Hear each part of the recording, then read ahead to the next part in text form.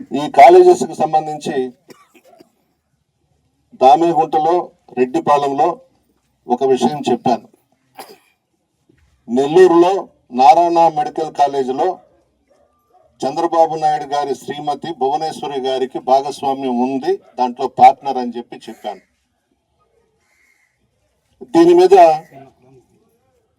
జిల్లాకు సంబంధించిన సర్వేపల్లి శాసనసభ్యులు సోమిరెడ్డి చంద్రమోహన్ రెడ్డి గారు నిన్నేదో ప్రెస్ మీట్ పెట్టి నా గురించి మాట్లాడాడు. నేను భువనేశ్వరి గారి గురించి ఎక్కడా చెడ్డగా మాట్లాడలేదు. శ్రీమతి భువనేశ్వరి గారు అన్నాను, భువనేశ్వరి గారు అన్నాను తప్ప ఇంకొక మాట నేను ఎక్కడా మాట్లాడలేదు. అందులో ఎన్టీ రామారావు గారి కూతుర్లన్నా కుమారులన్నా నాకు అభిమానం. నాకు మొట్టమొదటిగా రాజకీయ భిక్ష పెట్టింది ఎన్టీ రామారావు గారు. మా తండ్రి నలపరెడ్డి శ్రీనివాసరెడ్డి గారు చనిపోయిన తర్వాత నన్ను ఎమ్మెల్యేని చేసి మంత్రిని కూడా చేశాడు ఎన్టీ రామారావు గారు. ఈ విషయం నాకు వాళ్ళ ఫ్యామిలీ అంటే అభిమానం అనే విషయం బాలకృష్ణ గారికి కూడా తెలుసు. కావాలని నేను మాట్లాడకపోయినా ఏదో మాట్లాడి పబ్బం గడుపుకోవాలని చెప్పి చూస్తున్నారు. మమ్మల్ని తిడితే నీకు చంద్రబాబు నాయుడు మంత్రి పదవి ఇస్తాడని నువ్వు అనుకుంటున్నావు. నీకు గెలకడం ఎక్కువ, గీరుకోవడం ఎక్కువ. ఒకరోజు కాకాని గోవర్ధన్ రెడ్డి గారిని గీరి తన్నించుకుంటావు, మరుసటి రోజు గెలికి కాలుతో తన్నించుకుంటావు. ఈ రోజు నన్ను గెలికావు, నా చేత తన్నించుకుంటున్నావు. నీకు ఇదే పని. నీ శరీరం అంతా కూడా విషం. చంద్రమోహన్ రెడ్డి, నీకు ప్రజలు ఓట్లేస్తే మీరు గెలవలేదు, మీ పార్టీ అధికారంలోకి రాలేదు. మోడీ గారి సహకారంతో ఈవీఎంల ద్వారా మీరంతా అధికారంలోకి వచ్చారు, మోసం చేశారు ప్రజల్ని. ఎన్టీ రామారావు గారి పేరు చెప్పుకునే అర్హత మీకు లేదు. ఎన్టీ రామారావు గారిని మానసికంగా హత్య చేసింది చంద్రబాబు నాయుడు. మీరు పాపం సినిమాల్లో ఉండి బాగా నటించి మనము దేవుళ్ళని చూడలేదు. ఎన్టీ రామారావు గారి రూపంలో కృష్ణుని చూసుకున్నాం, రాముడిని చూసుకున్నాం, వెంకటేశ్వర స్వామిని చూసుకున్నాం, రకరకాల దేవుళ్ళని చూసుకున్నాం. ఒరిజినల్గా మనకు దేవుడు కనపడకపోయినా ఎన్టీ రామారావు గారి రూపంలో దేవుడిని చూసుకున్నాం మనం. అటువంటి మహానుభావుణ్ణి వైస్రాయ్ హోటల్ దగ్గర చెప్పులు వేయించారయ్యా మీరంతా కలిసి.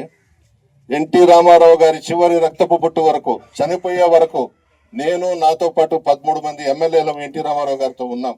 మీరంతా వైస్రాయ్ హోటల్లో సూట్ కేసులు తీసుకొని చంద్రబాబుని సీఎం అని చేశారు మీరు. మేము నిజాయితీగా చిత్తశుద్ధితో ఎన్టీ రామారావు గారితో కూడా కొనసాగాం. చనిపోయే వరకు ఎన్టీఆర్ గారితో ఉన్నాం మేము. మీలాంటి బుద్ధులు మాకు లేవు. ఏం మాట్లాడుతున్నావు? ఆఖరాకి మెంబర్షిప్ బుక్స్ లో కూడా ఎన్టీ రామారావు గారు ఫోటో తీయించేసినాడు చంద్రబాబు నాయుడు. దీని మీద తాళపాక రమేష్ రెడ్డి గారు, శ్రీపతి రాజేశ్వరరావు గారు గొడవ చేస్తే మరుసటి రోజు మళ్ళా మెంబర్షిప్ బుక్స్ లో ఎన్టీ రామారావు గారు ఫోటో చేర్పించిన వ్యక్తి చంద్రబాబు నాయుడు. ఇంకొక విషయం గమనించండి, కృష్ణా జిల్లాకి ఎన్టీ రామారావు గారి పేరు పెట్టారు వైఎస్ జగన్మోహన్ రెడ్డి గారు. మీకుందా? కొంచెమైనా మీకుందా? ఆ మనసు మీకుందా? మీరేం చేశారు? అవసరానికి ఎన్టీ రామారావు గారి బొమ్మను వాడుకుంటున్నారు, అడ్డం పెట్టుకుంటున్నారు, చెప్పులు వేయాల్సిన దగ్గర చెప్పులు వేశారు, అధికారం లాక్కున్నారు. మీ వల్ల ఎన్టీ రామారావు గారు చనిపోయినారు. ఈరోజు ఎన్టీ రామారావు గారు భజన చేస్తా ఉన్నారు. చంద్రమోహన్ రెడ్డికి ఒకటే చెప్తున్నా, నీకన్నా కూడా ఎన్టీ రామారావు గారి కుటుంబం అంటే నాకు అభిమానం. నీలో నరం నరం విషం నీలో. నీకు ఉదయం లేచి గోవర్ధన్ రెడ్డి గారే నిన్ను తంతా ఉన్నాడు, తన్నించుకుంటున్నావు. ఏదో ఒకటి మాట్లాడతావు గోవర్ధన్ రెడ్డి గారిని, అతను కాలుతో ఎగిసిగిస్తంతా ఉన్నాడు. నీకు బుద్ధి లేదు, నీకు మనిషివి కాదు నువ్వు. నా సంగతి నీకెందుకు చంద్రమోహన్ రెడ్డి? నీ సంగతి నువ్వు చూసుకో. ఏదో ఆ ఈవీఎంల ద్వారా ఎమ్మెల్యే అయిపోయినావు, నా గురించి మాట్లాడతావా? నీకు అర్హత లేదు. అదేమంటే మా పున్నూరు విజయాన్ని ఒకటి దొరికాడు ఆయనకి ఫోన్ చేసేది, మా మేనమామ కొడుకు నన్ను తిట్టాడయానంట అంట. మరి అంత మేనమామ కొడుకు మీద నీకు అంత అభిమానం ఉంటే 2012లో నా మీద ఎందుకు పోటీ చేసావు కోవూరులో? ఆ రోజు ఎడకపోయింది. మా మేనత్త చెప్పింది కదా, వద్దురా సీనన్న కొడుకు, సీనన్న చనిపోయినాడు, నువ్వు పోటీ చేయొద్దురా అంటే నువ్వు వచ్చావుగా తెలుగుదేశం పార్టీ తరఫున. బాగలేదు, పద్ధతులు మార్చుకో. ఏదో గెలిచిపోయినావు ఎమ్మెల్యేగా, 4 పనులు చేసి మంచి పేరు తెచ్చుకో. ఎందుకు మా మీద పడతావు? మమ్మల్ని తిడితే నీకు మంత్రి పదవి వచ్చేస్తుందా? నీకు ఆ చంద్రబాబు నాయుడు ఇచ్చేది మంత్రి పదవి? నెల్లూరు జిల్లాలో తెలుగుదేశం పార్టీని నాశనం చేసిన దాంట్లో నువ్వు మొదటడివి, మంత్రిగా ఉన్నప్పుడు మొదట్లో. నువ్వేంది మా గురించి మాట్లాడేది? నీ చరిత్ర, నీ బొంగు, నీ వ్యవహారం అంతా కూడా నెల్లూరు జిల్లా ప్రజలకు తెలుసు. రోజు కాకాని గోవర్ధన్ రెడ్డి చేత చెప్పు దెబ్బలు తింటున్నావు, నీకు ఇంకా సిగ్గు రాలేదు, మళ్ళా మా మీద పడుతున్నావు. మా గురించి నీకెందుకయ్యా?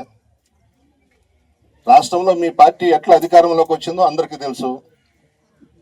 ఈవీఎంలతో అధికారంలోకి వచ్చింది, ప్రజలను ముంచేశారు. ఏదో ఒక పెన్షన్ చూపించేసి దాన్ని ఒక్కదాన్నే మేము ఇస్తున్నామని డబ్బాలు కొట్టుకుంటున్నారు.